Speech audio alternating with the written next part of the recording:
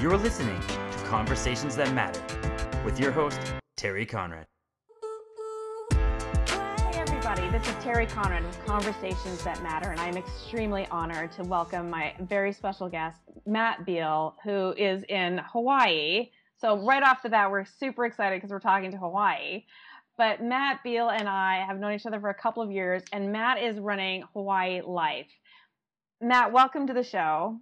Aloha. Thanks for having me. Aloha indeed. Thank you so much for being here. I'm extremely honored. I have sort of been watching you from afar. I probably know more about you than you do about me.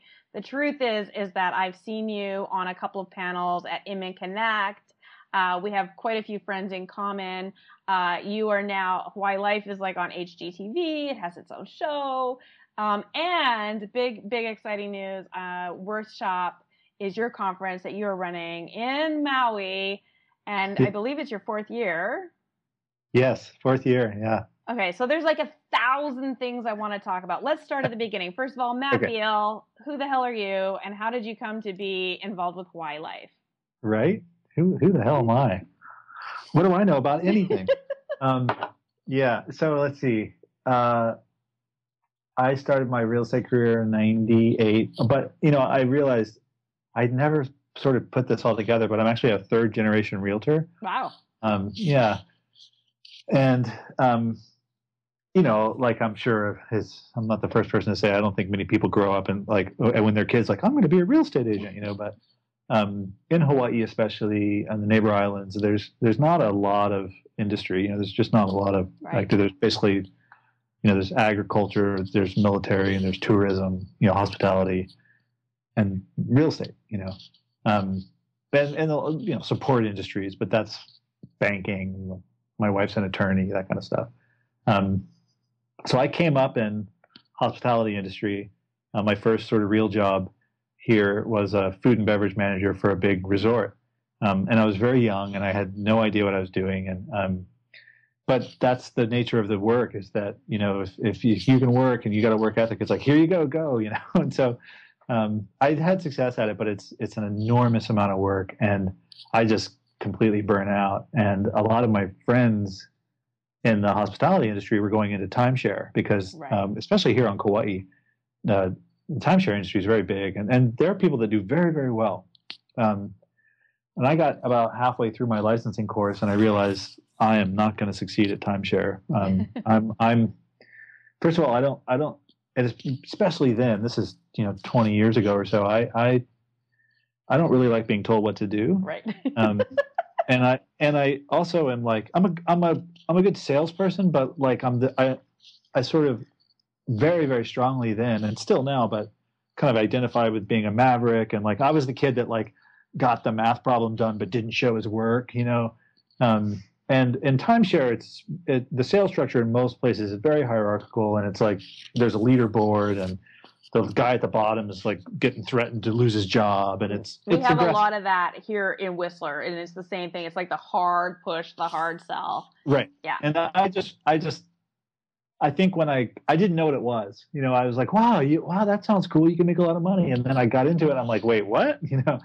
And then, so I just now I had this license, and I went out to dinner that night, actually, at a sushi bar, and I sat at the sushi bar with my friends, kind of celebrate I passed the test, and there's a woman sitting next to me, and she said, you should go talk to this company. They just opened their doors, and I'm sure they're looking for agents. And so I did, literally green as green could be. I knew nothing. I just walked in off the street and started talking, and so I didn't do a bit of due diligence. I didn't call anybody. I just was like, great, I'll start working here, And ironically, it's literally across the way from our headquarters now. I could throw a baseball and hit the office that I started working in 1998.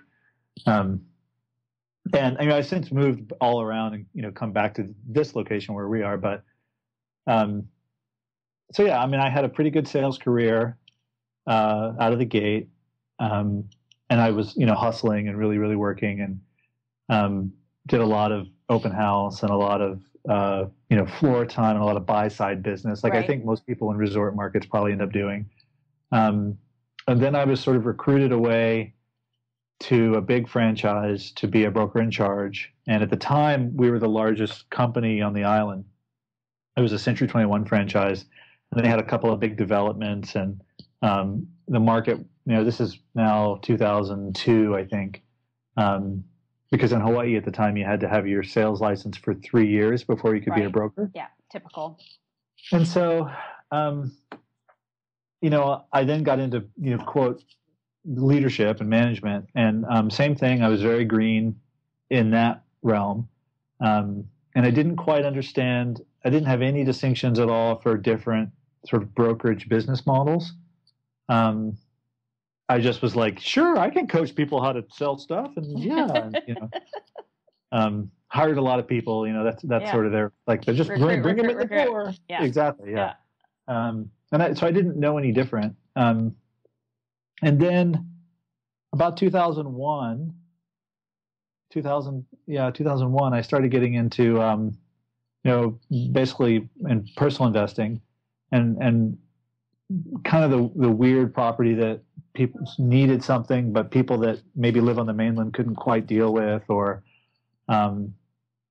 just random things. And then I got kind of into it because I was making really good buys and picking off good things. And then I got into condo developments and foreclosures and just the worst drug houses and partition sales and all this stuff that was just really, really complicated because for a while I had my own crew. I had a full construction crew. And, wow. So I did a lot of different stuff, everything from estates to condominium developments to weird agricultural, farm properties, water systems, foreclosures, all this stuff. And I did a lot of units, up close to 30 units before 2007, when I had this very, very graceful exit from the market. And I knew that the market was going to turn. I don't think any of us knew that the credit would evaporate and that it would, what happened. Right. And along the way, I, just for time reasons, I stopped being the broker in charge and kind of went back into residential sales. And I went to work for a little boutique firm that Hawaii Life has since acquired. That was a high-end firm. But then I left there because it wasn't big, and I didn't have the breadth enough to sell my product. And I was very much, eager to kind of divest because I knew the market would turn. Right. And I met my current partners in that whole process because they did design and marketing for real estate companies. And when I was in this little boutique firm, they were the brand builders for that firm. And I was like this young, kind of scrappy, I know everything about brand and design. And of course I knew nothing, but I'm a real estate agent, so I'm a genius.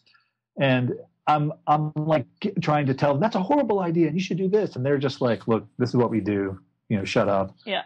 And I wasn't the owner of that company, so I just had to go along for the ride.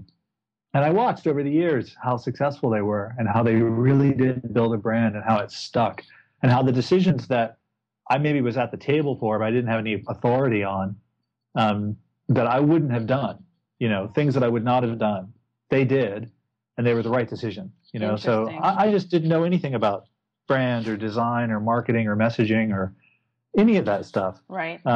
But I'm a real estate agent, and I've been duped into believing that, of course, I can do everything, right? Yeah. So, of course, I know. And we ended up developing a friendship. And while I was on this path to, get all my properties sold, they, I think, and as the market was running up, sort of got frustrated with their clients. They had 4 real estate clients, brokerages. And they were very adamant that, you had to get online and get online quick because I think objectively they saw the industry moving towards the internet with a lot of velocity. And the problem then was that we were all so busy. And frankly, I think we were all doing so much business. Yes. That it was like, sort of, I call it fooled by randomness. Like I got a website, I'm doing fine. And I think they related to it you might, if a magazine came to you and said, hey, you should run a spread this month instead of a single page. And it's I'm sure you think I should, but they were being really authentic. They were saying, hey, look, if you're our client, we know that if you're going to do SEO and user interface and content and all this stuff, it's a long haul, and you got to start now. And you can't just like wake up one morning and write a check and then be number one in Google. It doesn't work that way. Which is a hard sell for some people. Like they can't wrap their heads around that. Like especially this is an endurance race, not a sprint. Right, especially in 2005 and 2006, right? When everyone's just a genius, yes. And so, long story short, just long story long, I had this kind of. They started Hawaii Life, or the early kind of seedling of Hawaii Life as a website, and they were running it like a referral model, and they had a friend of theirs who ironically was a timeshare broker. So he had this broker's license, but he knew nothing about residential sales, right, so that they could collect a commission. And they were basically selling leads, for lack of a better. Interesting. He was literally one of those guys like, hey, would you like, he's calling the Big Island or Oahu or wherever, would you like a lead? And they did okay. I mean, but along the way, they were gaining a lot of traffic. They had built a great interface, and it was like a public service, but they weren't quite leveraging it. And at the time, they had these little like featured property windows, and I knew how much traffic they were getting, and I was paying them to put my stuff in those windows, like the houses that I owned that I needed to sell. And it was like stupidly successful. Like I was selling stuff that frankly should not have sold for that price. And it was selling quickly, and there was a lot of traffic. And at a time, and this is now, it's like 2006 and 7, where you're starting to get a little concerned, by 2007, it was like, what's going on here? This is concerning, Yeah. But still, I'm selling primo stuff, top of the market, like doing good. And I'm starting to see like, okay, this has got there's some legs here.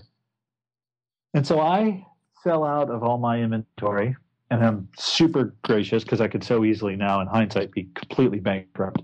And I'm now this practicing broker with like 20, 25 listings of people who have along the way ridden the market up in an investment market.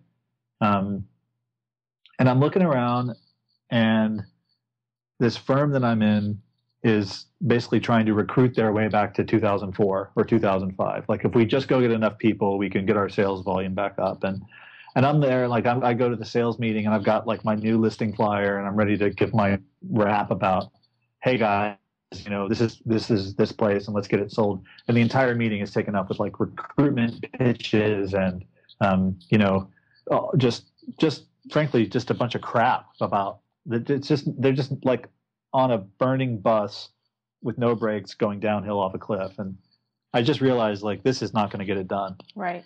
And I felt beholden. I mean, these people have been my clients for years, and so I knew I needed to make a change. And at about the same time I start kind of looking around, my partners had a competitor, for lack of a better word, he was like a competitor for traffic, really, who offered to buy the site. And they were losing money, and they didn't really know what to do with this thing that they had built. And we were friends, and they brought it to me like, hey, what do you think of this? And this guy wants to buy us, and what do you think we should do? And I'm kind of talking with them like, where should I go? Like, who's the firm? I mean, where I gotta do some business here. And I'm looking at this offer, and I'm looking at their traffic and their sales and their leads and all this stuff. And I'm like, it's so strange. This guy that was trying to buy them did the same thing. It was a referral site. And he, at the time, they were like, they had all the traffic and all the leads and everything. And they were really coming on strong. And I said, it's really bizarre. They were based on another island.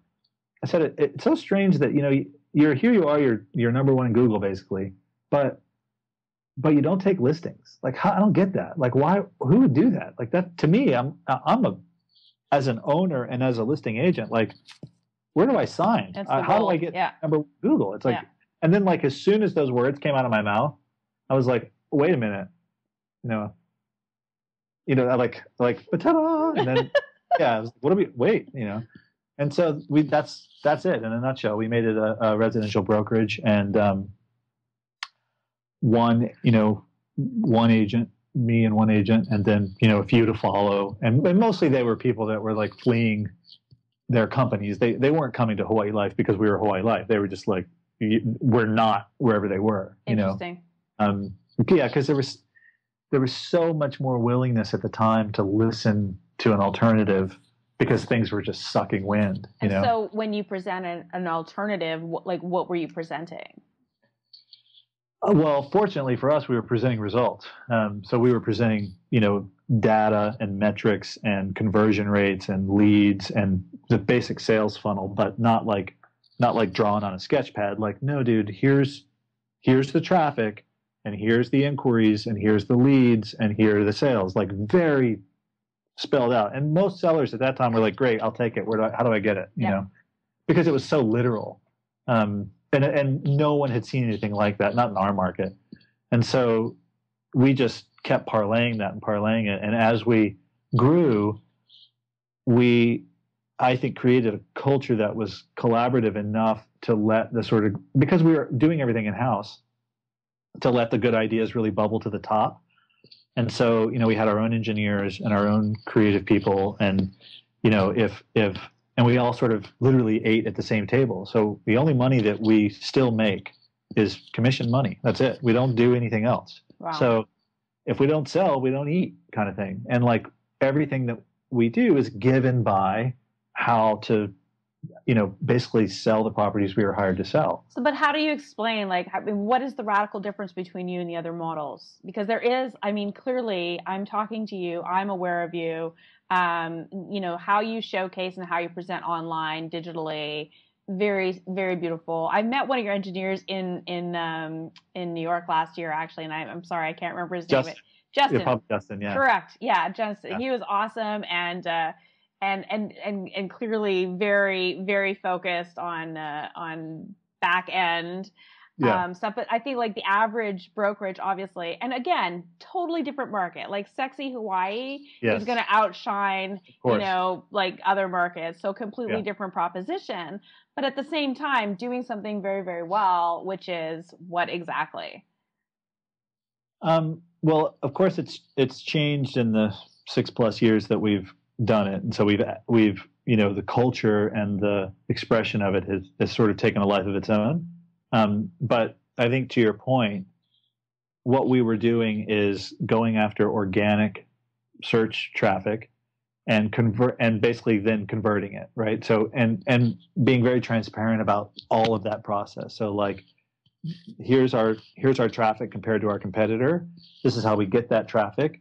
This is what we do with it. This is how we market. This is the size of our database. Here's how these people have sort of raised their hands and said, hey, I want real estate information. Interesting. And then over time, that's evolved into, like, for example, we now run a pretty robust customer service system where we, at first it was like, just give the lead to the agent and they'll close it. It's like, okay, well, that's fine until you have like thousands and thousands of leads. And because of the show, a lot of them now are like, hey, what's your favorite island? And when you're like a hustling listing agent, you can't stop and talk to people about like, what's going on with the lava flow on the Big Island. It's sweet, and you, from a brand perspective, you want to love on those people. Yeah. But you just have to put structure in place for who does that loving. Right. So. But the reason I'm telling that story is one of the things we've implemented, to your question, is like, we run a really, really robust live chat, and we can dial that service on and off according to the traffic or according to the user's search patterns. Like, so for example, if you come into the site and you're behaving like people we know have bought property, then we can offer you live chat. And it's not like we're chiming in like, hey, how can we, but if you then say, hey, I'm looking for blah, blah, blah, now we're talking. Yeah. And developing that relationship and really just providing service for them I think as part of the whole user interface that we started with from the beginning, which was like we aggregated all the MLSs, we showed all the listings in the state, we showed as much data as we could in a way that was, soft, meaning like we tried as hard as we could not to get like hooky. So we never did forced registration. We never did like really strong sales pitches.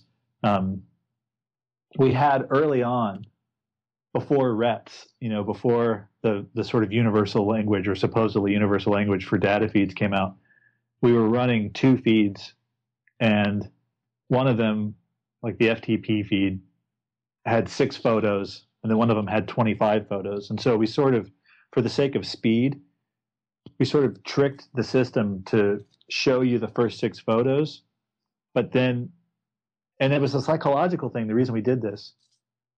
Then if you wanted to see more, you had to log in, because our thought wasn't, let's get an email address and let's get a lead. Our thought was, if you're willing to log in, you can you'll wait for a second, because if we load all 25 photos right out of the gate, we get a huge bounce rate, because people would be like, why am I watching this wheel spin? Whereas just here's 6 is no problem. Interesting.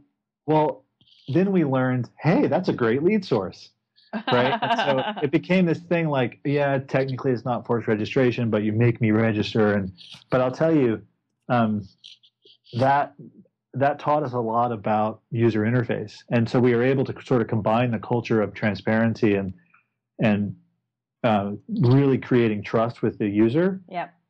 And doing it in a way that's like very obvious that, hey, we are a real estate company and we want to help you, So it worked. I have like a bunch of questions. One is, so what's the strategy moving forward now that Zillow is clearly the search engine?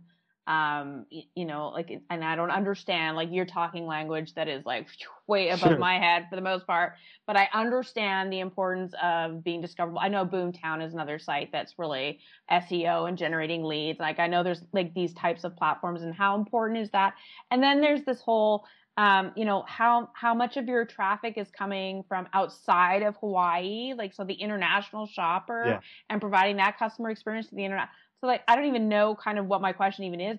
Well, and of course it's all changed, right? So, like Zillow, that's a great example where now, I mean, it's like, I think I posted something recently where I was complaining. This is 5 years ago. I was complaining. I think Gary Keller started it, where he was saying, why are we calling them internet consumers? Like, they're just people. They're people consuming. Surprise, the internet is here and it's probably going to stick, Yeah.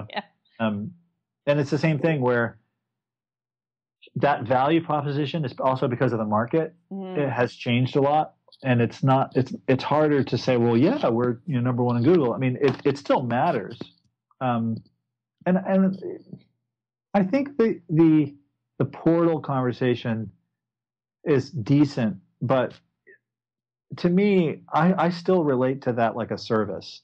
Like, that's like, it's sort of the modern classified ads, And I think because most of our traffic was generated organically, that commitment hasn't changed. And so what that looks like for us is like, Zillow doesn't live here. You know what I mean? And I love Zillow, and we want to be on the classified section for sure. We're hired to sell properties, but the user is going to get way more information chatting with my guy Mike about, how far away is the store, or what is the real, than he is going to go to Zillow and look at his estimate. I mean, it's good data, it's all good stuff, but I think Zillow's like way out there in the wide mouth of the funnel, and we're kind of the guys on the ground. So I call that the context. Right. Right. So, like, you actually know the neighborhoods, know the properties, know the market, et cetera. Yeah. And so that's where it becomes so much more valuable. And, the truth is, I think Zillow would tell you the same thing. I think that's true. And unfortunately, it sure seems like there's a lot of misunderstood roles that get kind of collapsed around all the portals. Like, I don't know how.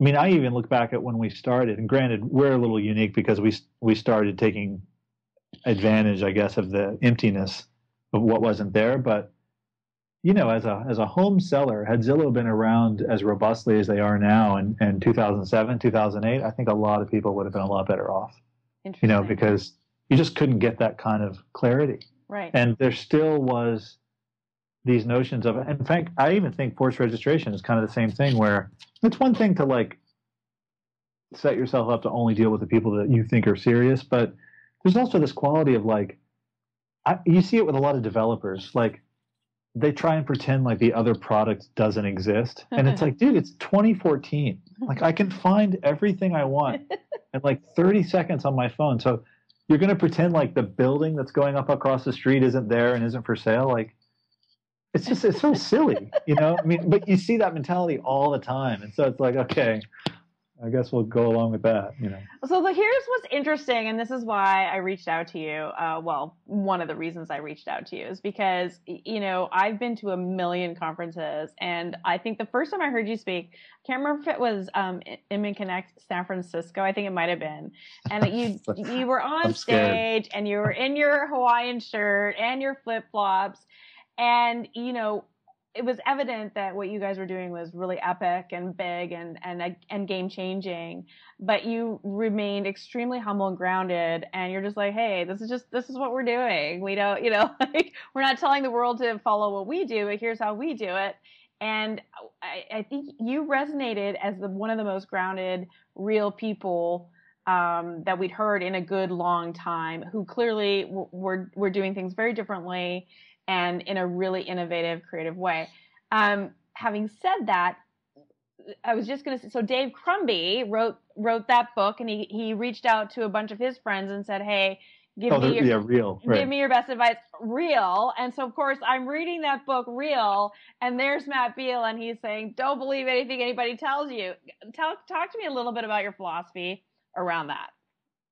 I mean, it's tough. You said you were a maverick. You did say that.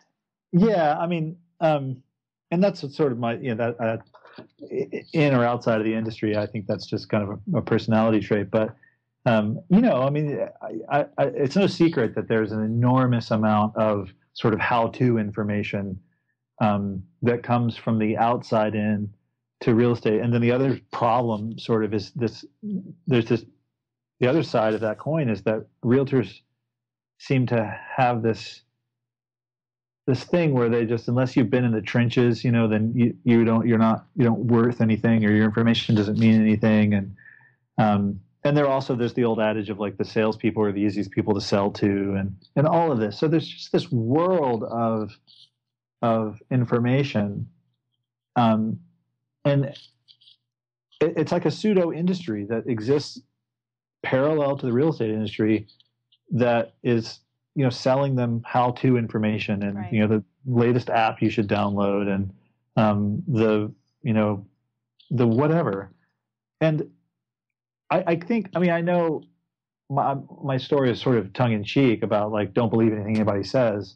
But the idea is that you have to start with some level of discernment. You have to know that, where you are and who you are is sort of the most important information you have, and that, yeah, it's awesome to go to a conference and to learn best practices and all that stuff. But, and I'm not being an advocate for like gross provincialism and this whole notion of like, well, yeah, but we do it differently and such and such county, and it's like, not really.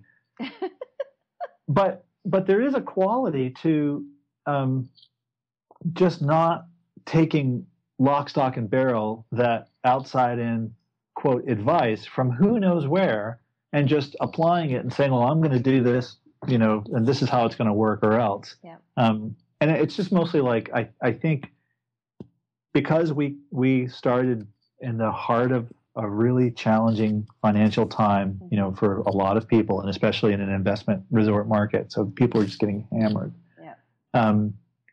And we started with no money, in fact, in debt, and with I'll call it a little bit of like a millennial kind of techie culture. Yes.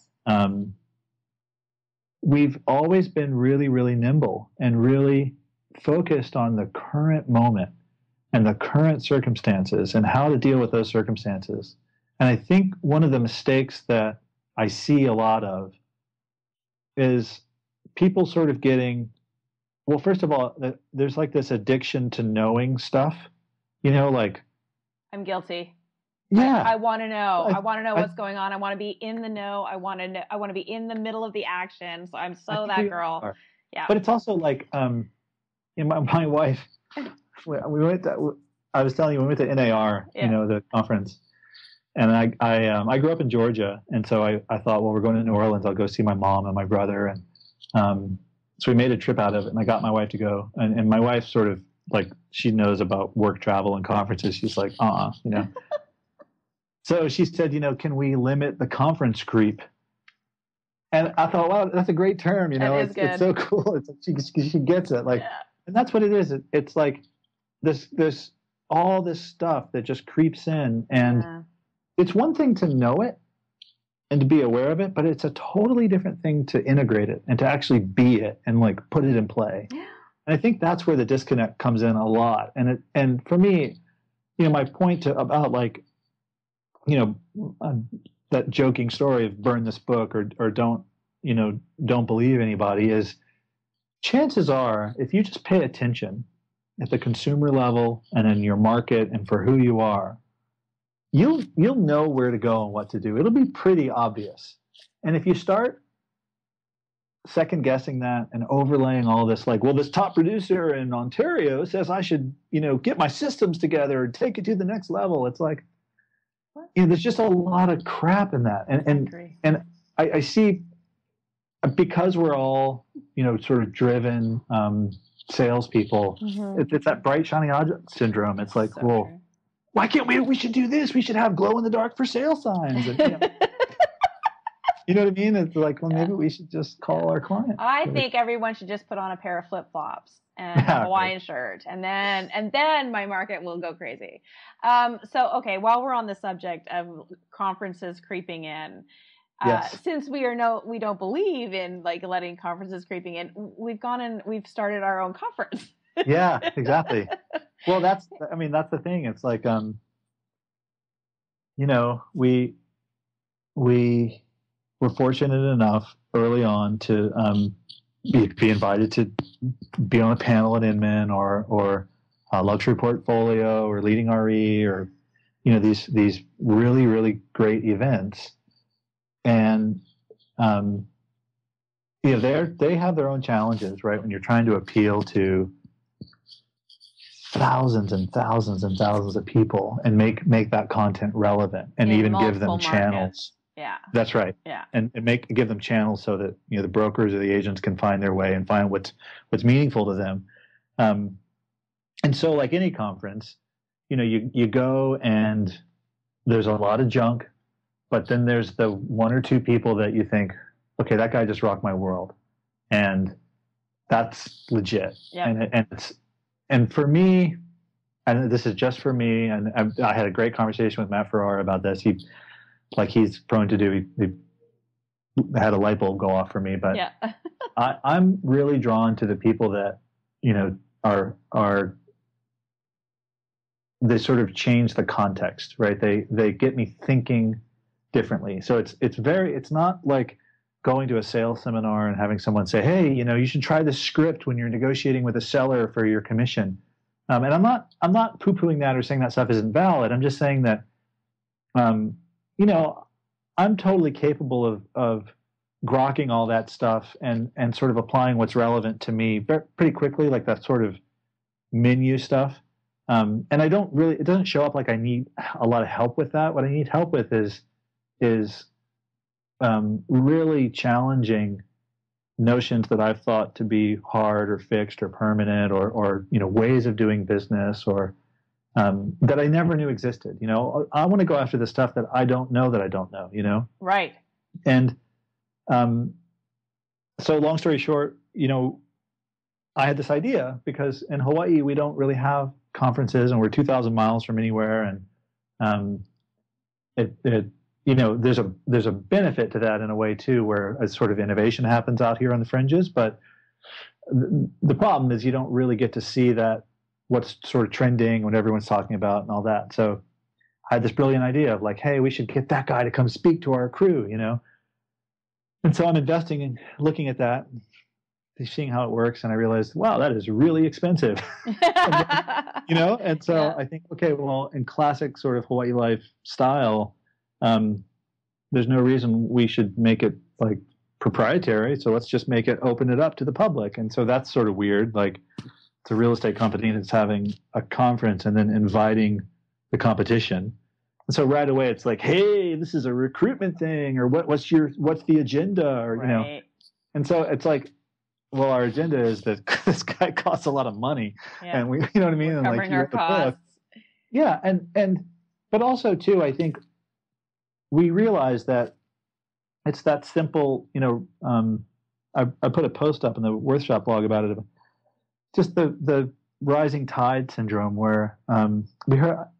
You know, we won an award, one of these business growth awards. We were the third fastest growing company in Hawaii, and when we went to the banquet for it, there was a guy who does kimchi and packaged foods, all sorts of local soy sauce and all this stuff.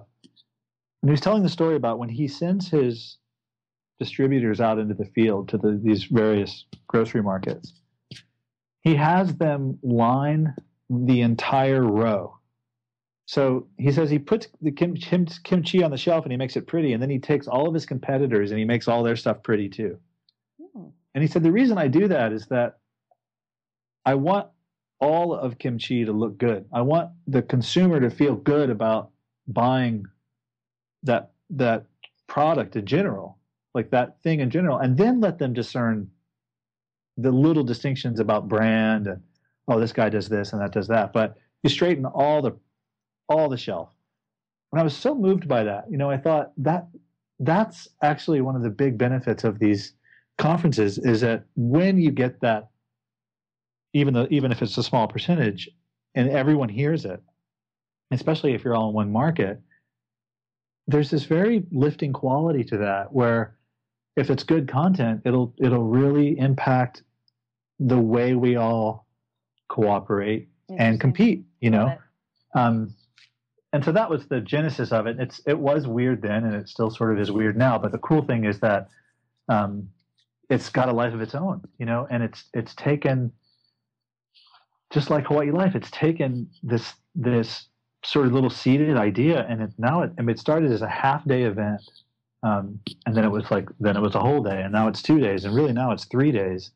And it's become this very, very cool sort of, it's even kind of transcending real estate. Like of the 20 plus speakers we have, there's only 2 things that are really inside real estate. And it's not that they leave it, but it's a lot of this year is a lot of production, a lot of agency, and a lot of media and authenticity and messaging, and it's cool stuff. It's really cool stuff. Honey, you have no idea how excited I am to come to this conference. And we had discussed this earlier, but Matthew Ferrara was the one who told me after last year's experience, when he was asked to sort of wrap the whole conference. And as he was expressing to me his experience and how it even took him out of his comfort zone and stretched him, and he wrote a blog post about it, and he's been talking about it ever since. And I'm just like, I have got to be there next year. He's going to be a very tough act to follow, even for himself. I'll say that. He hit it out of the park. I mean, I'm still reminded of that talk, and that's so rare, you know. I mean, that's like I'm saying, you know, I went through a period of my life where I did every meditation, every workshop, every diet, everything I could get my hands on. Mm-hmm. And there's like a trend that happens where, you know, you get into it, you have some insights, you make a change, you have some experience, it kind of starts to fade. And then it's like, oh yeah, I did that thing, you know. Totally. But every now and then you get one that really radically impacts who you are. And it's not a thing that you know. It's like something that just it changes you, and it gives you, whether it gives you access to something or whatever it is. That his talk was that last year. Right, But from what I understand, and having seen the site and having, okay, so let's set the stage for what Worthshop is. Okay. And yes, of course, we're promoting this, but there's a reason we're promoting it. And it's because when I go and I look at the website, and the reason that I'm going in the first place is it's like, holy crap, this is different. Yeah. So right off the bat, you have a theme, and it's based on a value. Right. So this year, it's stand. Yeah. In other words, what do you stand for? Which, by the way, at the end of this discussion, I will be asking you, what is your legacy and what is most meaningful to you? Because that's what I'm all about. Well, I should start writing that. Yeah, you should. Yeah, be thinking about that as we go. But so the fact that you've created a conference around a theme called Stand, there's nothing like that out there. Obviously, who's behind the thinking in there? Well, me. I mean, we battled. We sort of rattled around a bunch of different themes. Last year was a little more direct. It was simplicity. Love that too. Yeah, really, really obvious, but not easy. And it was a great, true theme to kind of be a chord throughout the event. And some of it we went right at and could say, okay, look, this is what we're talking about. And some of it was more of like, hey, you know, when you start really distilling down your messaging or whatever you're talking about, it's not easy, but it's so powerful, and here's why, and here, you know, the results. Actually, Jessica Sweesey just wrote an article from 1000 Watt, and it just came out this week around that exact idea about getting super simple and peeling away the nonsense and knowing your messaging and how important that actually is. I think that's huge. And like my partner Winston's our creative director. You know, he presented last year, and he was sharing about some of the stuff that we see internally in our own firm and the costs of not being simple.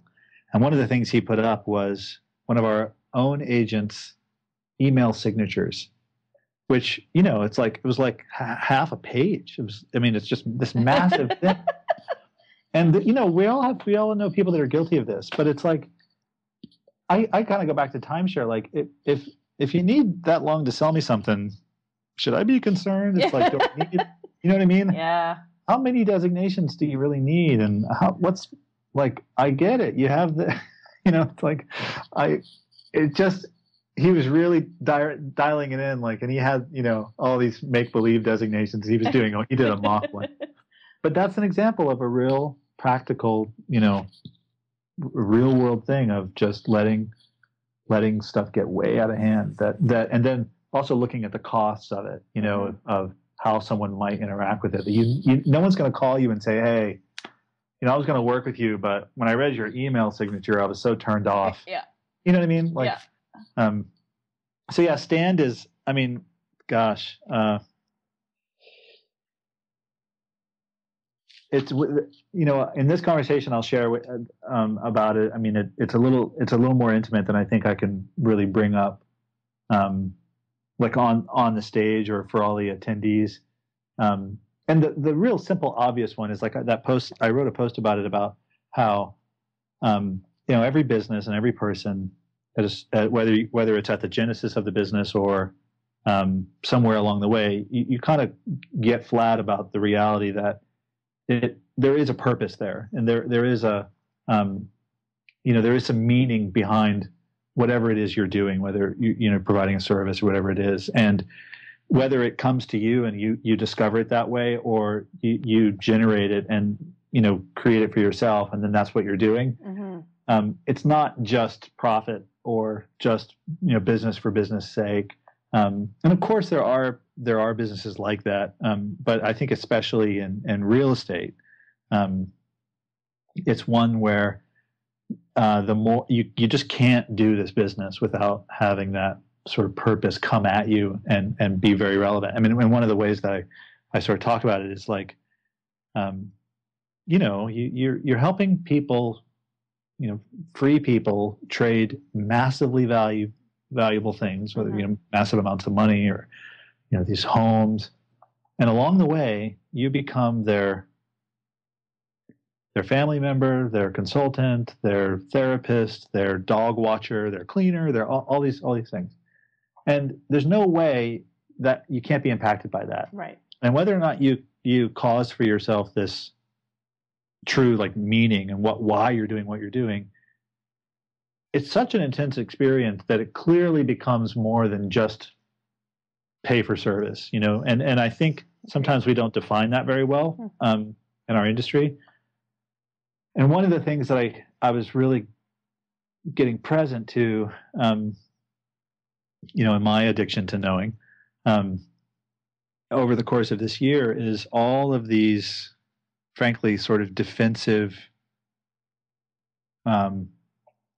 takes on the industry itself. Like people inside the industry either sort of shaming each other or just overtly defending their career. Like, you know, I mean, something as simple as like top 10 things that you should know before you get your license, or, you know, what your broker never tells you, or this kind of stuff. And built into that is this sort of, frankly, this kind of victim-y, and I'm not talking about any given post. I'm just talking about the trend. It's this sort of victim-y, like, woe is us industry. Like no one knows how hard it is, you know?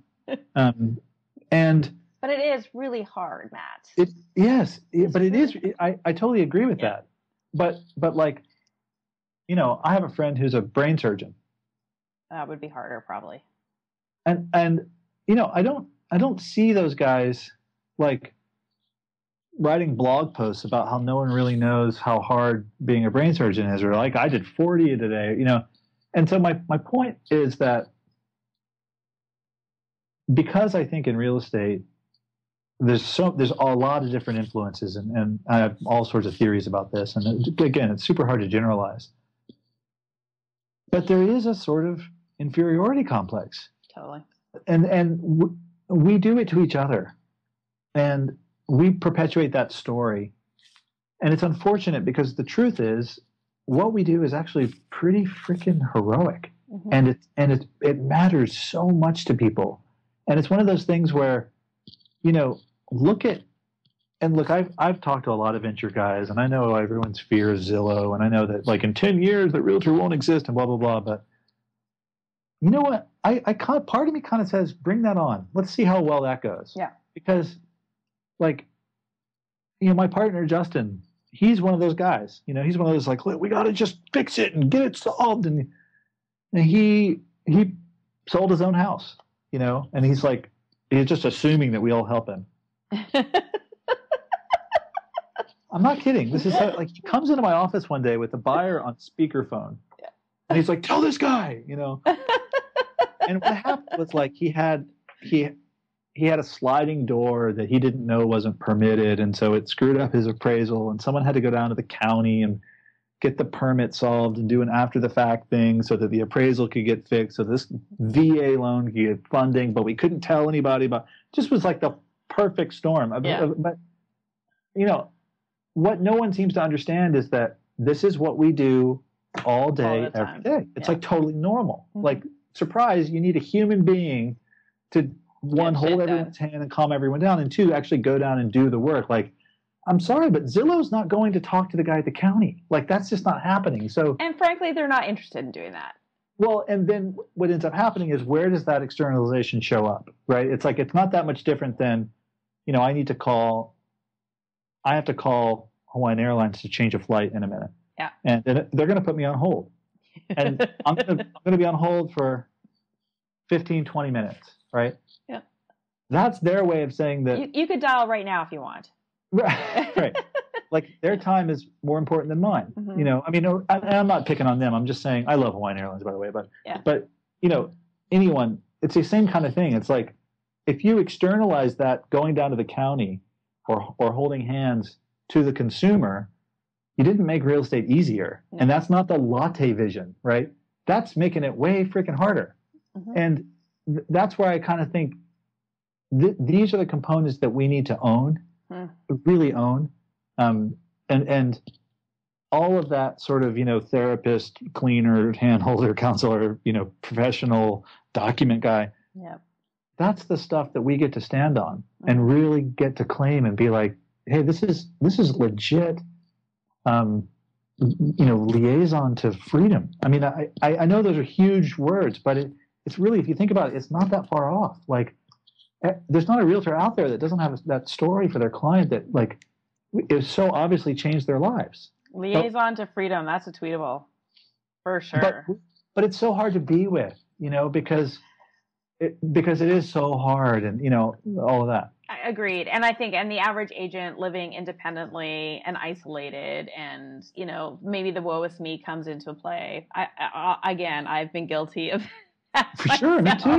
Me too. Like, I had a woman I worked with for a long time who, she helped me in all sorts of ways and was doing, like, for a while, like, sort of, office escrow work and stuff.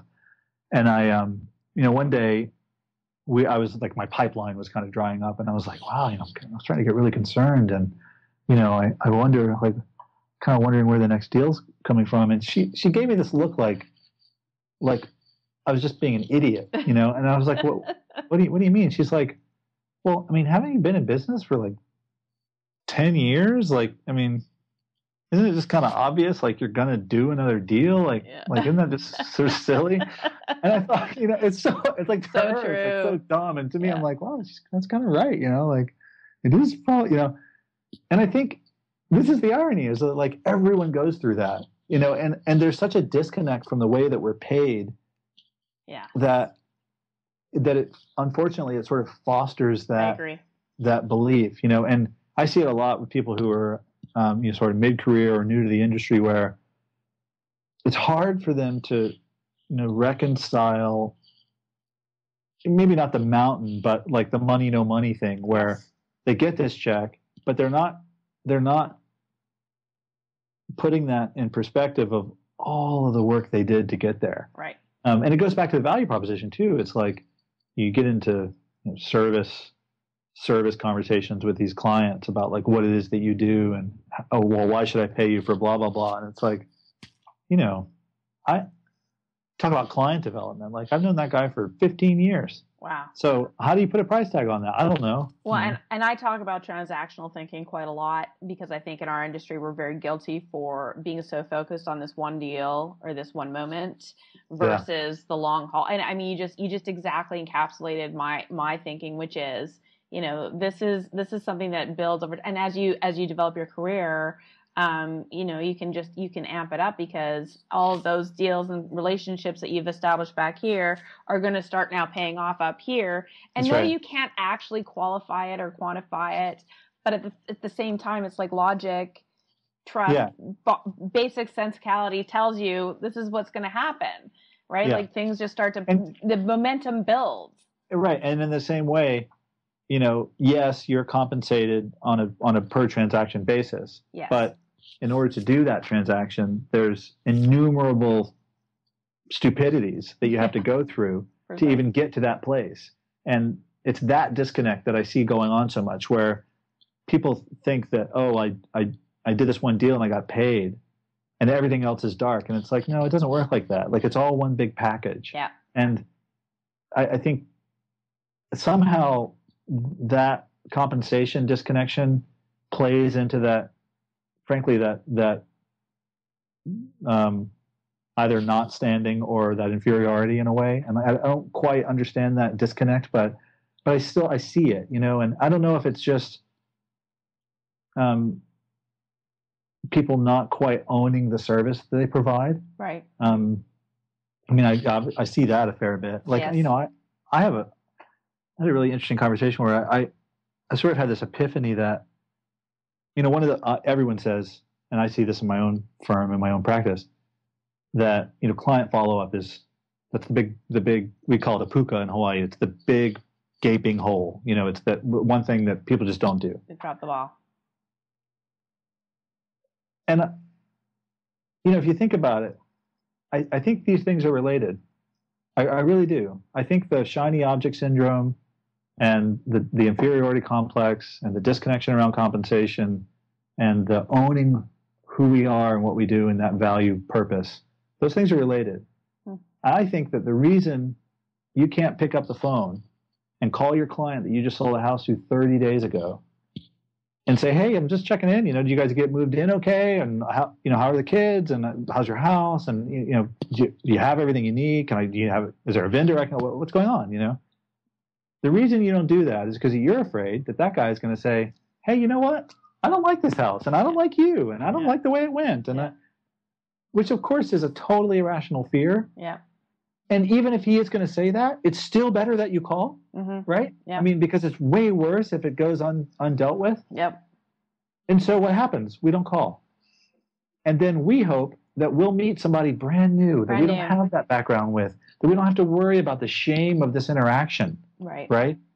And that's what it is. It's this totally stupid, toxic shame that has nothing to do with reality, but that keeps us from just picking up the phone and calling the people who probably will give us more business. Right. So instead, we want the new app where it's like a shiny message will appear and like, hey, look, business. And it's so bizarre. It's like you start looking at the cost of generating a lead, for example, which is something we spend a lot of time on. Yes. And you think about how infinitely cheaper it is to just make that phone call. Well, I mean, and you had actually reached out to me a while ago to talk to Brian Solis about coming to Worthshop. That was a couple years ago, because he talked relentlessly about retention versus acquisition, and that, well, like, what is that value? Huge. It's an interesting topic. It is an interesting topic. I think a lot of people in a lot of different verticals struggle with that, to be honest. Yeah. I don't think that's just real estate, but I do think that there is that correlation there between our inability to own that value, yes, and that stand, and why we don't call that stand. All right. I think we should wrap it there. We could talk. I will be. So, by the way, I will be there for a good solid week, and I'm really hoping to have some quality time alone with you, because awesome. I think this will be like When do you get in? I will be there from the 8th to the 15th. Oh, perfect. Okay, so you saw we added the concert on the night of the 10th. I cannot. So, let's go over quickly before I let you go. So sure. What it is? Who are the most amazing people that are coming to this conference? Like, I mean, let's run it down, because there's some epic. Yeah. Speakers. So I mean, so first of all, just to give you the background, it's a not-for-profit event, right? So we give the proceeds to a charity, and this was a cool thing because it keeps the focus on the content, and like last year, I felt like any of the speakers could have carried an entire event. And I think that's true this year. We've gotten a little even more heady. So it's going to be very, very interesting to see how it all plays out. So Bob Hoffman is coming, and he did the Golden Age of Bullshit, and he's going to do a version of that for us, and he's just an absolute genius. Advertising guy. Yeah. And he's just he's just so flat about everything. He's just like, hey, look, that's crazy. Here's what the truth is. Yeah, awesome. We have a woman named Judy Robinette who is she wrote a book recently about being a power connector, and super distilled. It's about networking, but I'll tell you, when you talk with her, you realize that this woman she has refined the world sort of human resources, like in terms of a network or like your client database, in a way that is so profound, and it's super simple, but it's like, oh right, I never thought about it. But she just keeps hammering it, and she really brings it down to this essence that is just, you can't deny it. It's like, it's cool talking to her. Awesome. And then we start getting into like production and media. So we have the senior vice president from the Scripps Network, so HGTV, talking about like authenticity in media and how HGTV has kind of won its clients over with this interaction engagement. So they do really, really well with their advertisers because of the authenticity of the content. Interesting. Which is a really unique thing if you think about it. And then fantastic, I think she was the first Harvard business professor, Anita Elbers. Wow. Who wrote a book about blockbusters and sports and entertainment, which you got to read it because it's so, it's like she could have written it about real estate. It's literally, it's all about how like a big movie production company would way rather go after the next Harry Potter and gamble to get it than just produce the totally predictable rom-com that's going to get, 1.2x return. Awesome. And she gets into sports too. And it's just like, if you just supplement out media and sports and put in real estate, it's like super obvious because the trends are all real similar. So, I mean, that's like some of it in a nutshell. And then we have a really cool CEO panel that Sherry Chris is going to moderate. We always do a local agent panel, which is a lot of fun because it's like seeing, Hawaii's got so many micro markets that you kind of see some parallels from all over. Matt Ferrara is going to wrap it up again. Of course. And then we have each night, and there's 2 nights in particular, we have a really, really great musicians. So the opening night, Makana is playing, who's probably one of the most talented slack key guitar players in the world. Awesome. And then on the closing night, we're doing a very cool thing where we have a classically trained and sort of jazz improvisational pianist and a singer, and they're going to perform, and it's on this beautiful terrace. And then we have a guy named Scramble Campbell, who's a live painter, and he's gonna paint the entire event, and then Concierge Auctions, their auctioneer, is going to help us auction the painting off for the land trust.